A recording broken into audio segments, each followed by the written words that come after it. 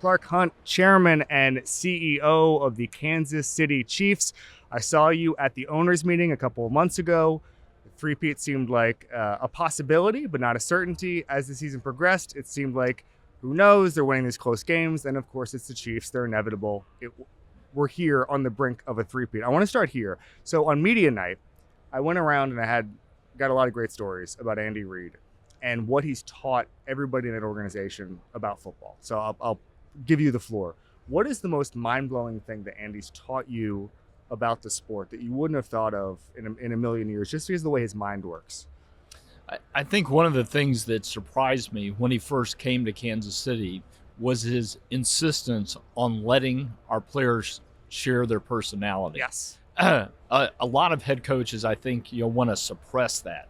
And they're worried that if guys are expressing their personality, particularly big personalities like Travis Kelce, that it'll break discipline down. And he had exactly the opposite take on that. And that's something I've really come to appreciate. I think it's part of why his players love playing for him. Can you give me an example of someone who you think he kind of unlocked through that because he let them be themselves? Well, I think Travis is the best example. Yeah. Travis has always been passionate and emotional, and sometimes those emotions got the best of him on the field. And instead of pulling him out of the game or benching him, Andy would bring over, talk to him, and say, "Hey, let's get back out there and do it different next time." And that also reminds me of another trait that's very similar to that. When a player makes a mistake, say a fumble, Andy will have them back on the field for the next play that the offense has the ball, and will hand the ball to him just to show him that he has trust in him. And the prime example of that is Kareem Hunt, who in his opening game for the Chiefs back in the 2017 season fumbled on his very first carry. And he thought he was done. But Andy put him back in, gave him the ball the next time, and he ended up having a huge game. That's interesting. Somebody else who's obviously heavily involved in the success of the past few years is Brett Veach. Talked to him last night. I think he's one of the best GMs in football, if not the best. I think maybe we might have the two best GMs in football playing this weekend. And I'm curious, how he's changed your outlook on things or just the success that he's had. I mean, he's obviously gotten aggressive in his tenure and traded first-round picks. He stayed pat. He's gone out and taken big swings. He understands, his line to me, which I think about all the time, is, he was given the two best building blocks in the sport, Andy Reid and Patrick Mahomes. But the beauty of football is that's not enough. Take me through what he's done with this team and how your relationship has evolved with them. Yeah, well, I agree with you that I think Brett's one of the best GMs in the National Football League. I think that's been true over the 7-8 years that he's had that position.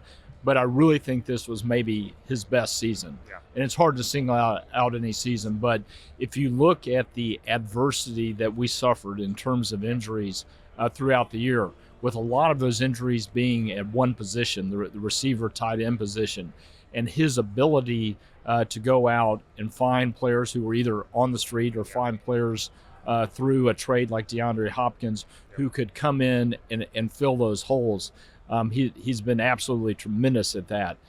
Something that I learned from Brett, early in his tenure was that he is aggressive. He likes to be aggressive, and that's a positive thing. And I saw how he used that with some of the big trades that we made early on.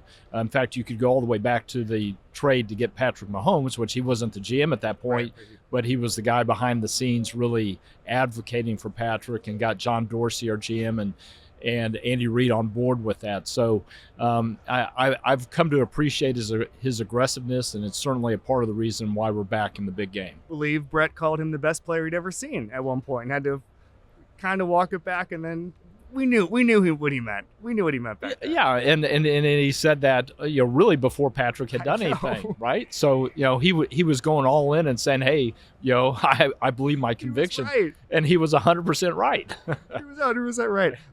The narratives around this team are weird, frankly. Like, I think they're a little weird. But that happens with the Jordan Bulls. That happened with the Brady Patriots. Certainly, that just happens when teams win. Is that these narratives pop up, or maybe people just get They just run out of things to talk about, so they come up with different things. If you could wave a wand and have the general sports fandom understand something about this team, what would it be, Clark?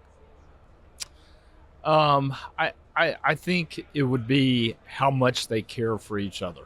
I really do. I think that's a lot of the success of the team, and that starts with Andy and the relationship that he builds with the players.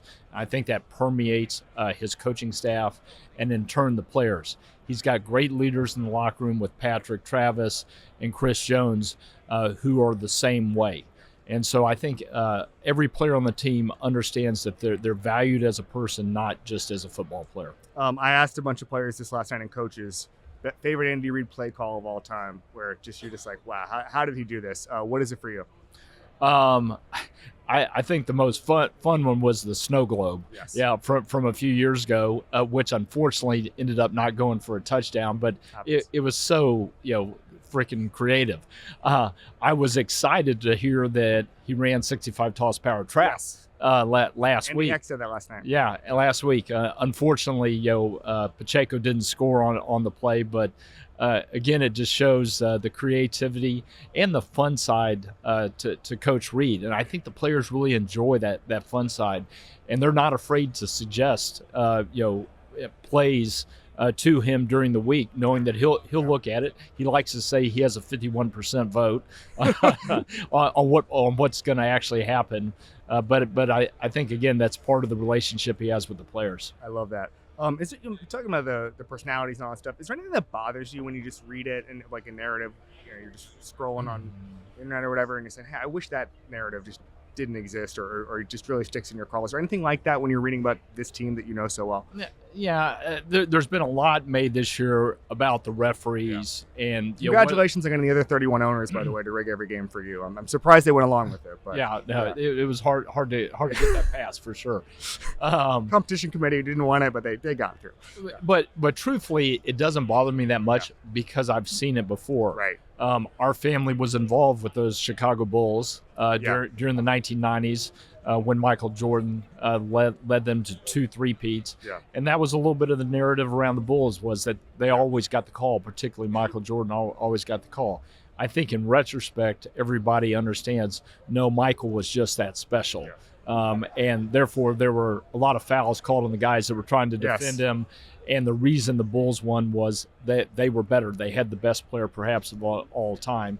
And I think that's what's going on with the Chiefs right now. We've got a generational player in Patrick Mahomes, and he's leading us to a lot of victories, and it's just not going the other team's way. Yeah. And I've been on the other side of that.